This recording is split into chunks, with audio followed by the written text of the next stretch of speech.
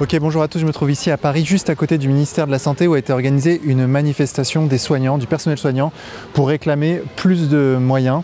Et comme vous pouvez le voir, il y a quand même relativement de monde, elle est très encadrée par les CRS et par les gendarmes.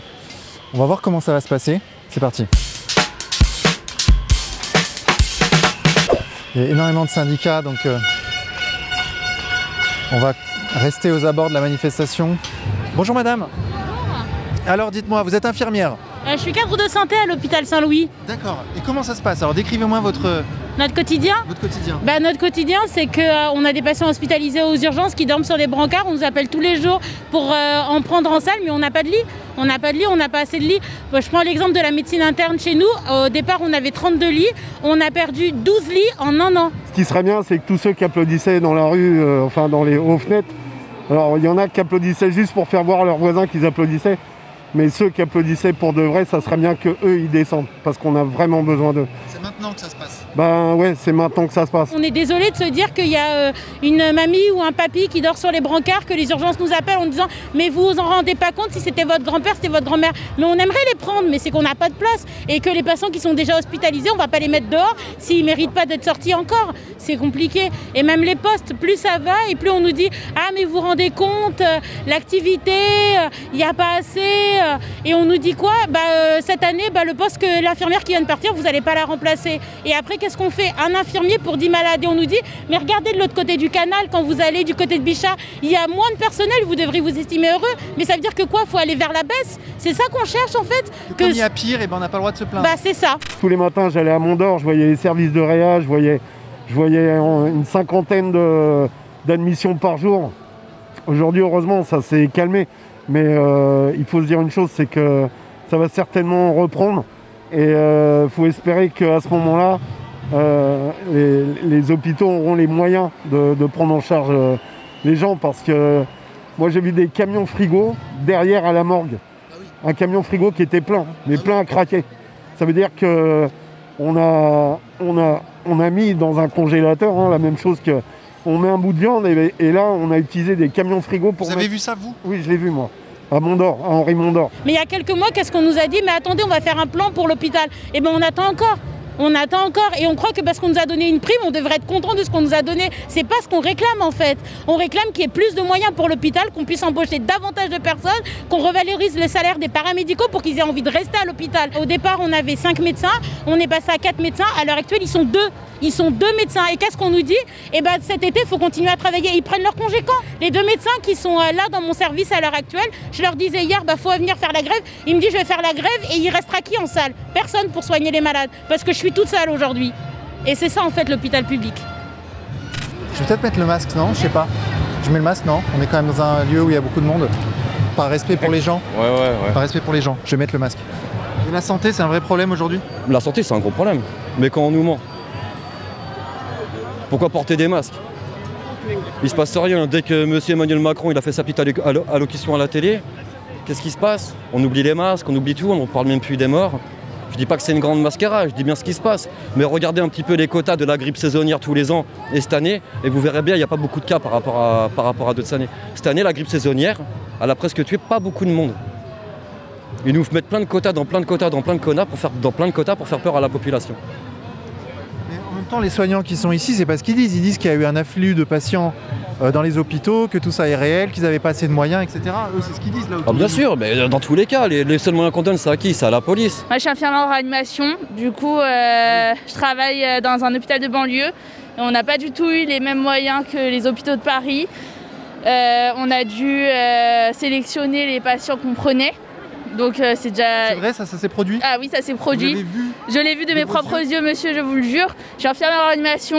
Donc les réa nous montraient une liste d'attente de patients qu'ils attendaient pour prendre le prochain. Donc ça voulait dire qu'on prenait les plus jeunes, avec les moins d'antécédents et les gens qui avaient le plus de chances de s'en sortir. Et il y a plein de patients qu'on n'a pas pu prendre et qu'on a dû laisser partir. On ne pouvait pas du coup les prendre en charge et donc on mettait en place des médicaments pour les laisser partir dignement. C'est vrai, ça s'est produit? Ça s'est produit, monsieur.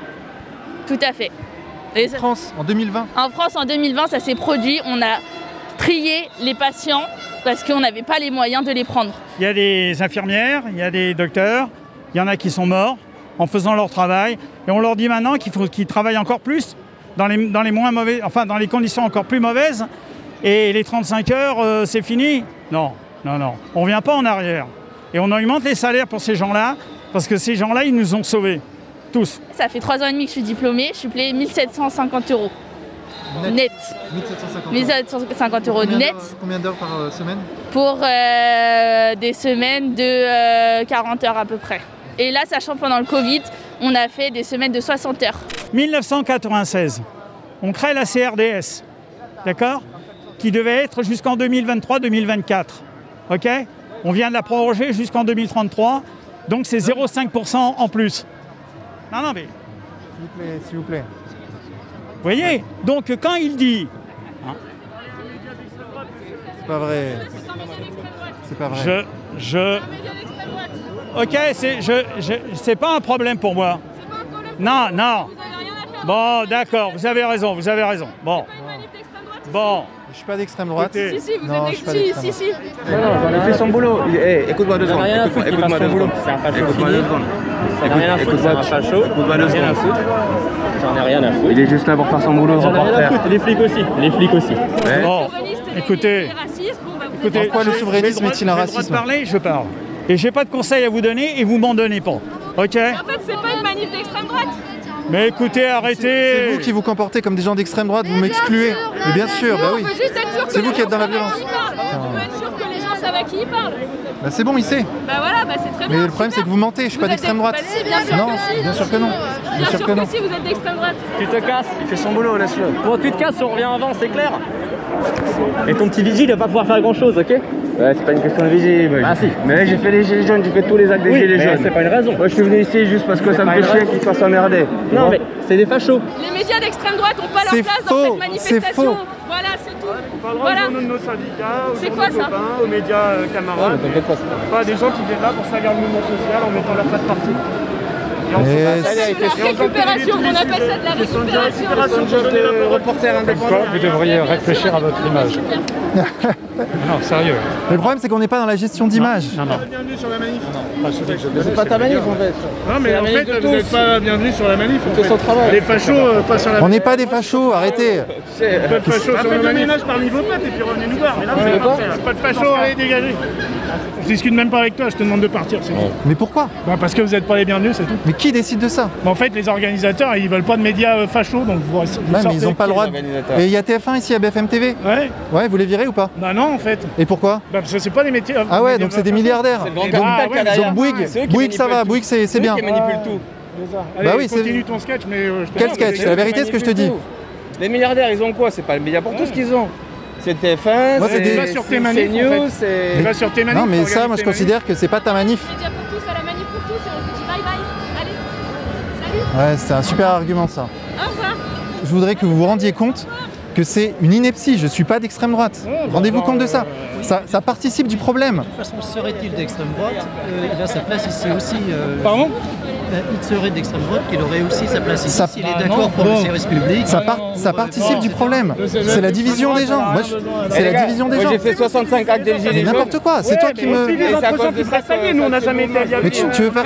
Mais tu veux faire quoi? Tu veux manifester qu'avec les gens qui pensent comme toi en fait? Bah oui, c'était tout. Mais non, pas du tout. Il faut rassembler les gens. Il faut s'unir. Évidemment, mais on se rassemble pour ça vous. qui fait la force. Il y a plein de gens différents là, on n'a pas besoin de pouvoir. Mais donc toi, mais donc toi, tu veux, donc toi, tu veux sonder le cœur des gens pour savoir ce qu'ils pensent au fond d'eux. Alors maintenant, sortez. Tiens, regarde, t'as CNews là, financé par un milliardaire. Bah oui, News, c'est pareil, on leur répond pas. oui, mais vous les virez pas. Mais si, ils rentrent pas dans le carré de tête. C'est comme ça, après il y a d'autres organisations qui font, mais nous, Mais Je vous rendez-vous. dis, pour avoir fait tous les 90% des actes des gilets jaunes, c'est vous qui avez tué le mouvement. Mais nous, on Non, mais je vous le dis, mais c'est des gens comme vous qui avez tué le mouvement. C'est votre intolérance qui avait. Là, je vous le dis. Ben oui, c'est des gens comme vous qui ont tué le mouvement. C'est vous qui faites de la police politique. Il y a la place pour tous, extrême gauche et extrême droite. il n'y a pas de place pour l'extrême droite. Ah d'accord, l'extrême gauche, Non, oui. mais moi je te dis, il a Et l'extrême gauche, il y a la place. On n'est pas d'extrême droite, c'est un peu ça le problème en Et fait. les antifas, on l'applaudit. Allez, allez, allez. Allez. Vous faites le jeu de Macron, vous êtes des idiotis. Vous faites le jeu de Macron, monsieur. C'est dommage, c'est dommage. Il vous remercie en tout cas. Il vous remercie, Macron. Ouais, mais ils vont revenir, alors je les connais par cœur. Bon. Là, comme vous l'avez vu, on s'est fait alpaguer par des syndicalistes qui veulent qu'on quitte le cortège. Donc on va s'éloigner un peu, puis on va voir ce qui se passe. Mais ils vont nous suivre, je les connais par cœur. Ils vont nous faire suivre, comme une bonne police politique qu'ils sont. Ils vont pas nous lâcher. Tiens, on va voir les gilets jaunes là-bas. Bonjour messieurs, dames. Bonjour. Oh, salut Vincent. Alors est-ce qu'on retrouve un peu l'esprit des gilets jaunes? Eh oui, Aou.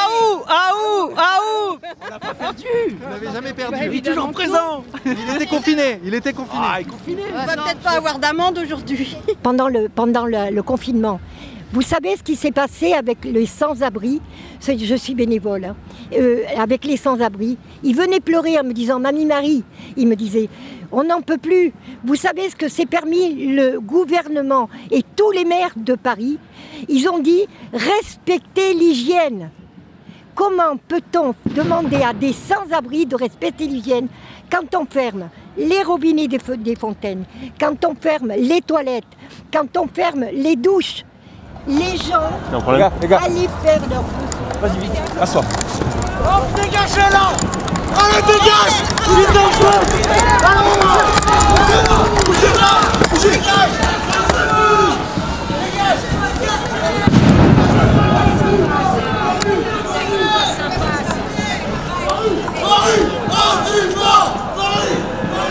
On passe à l'âme. On passe à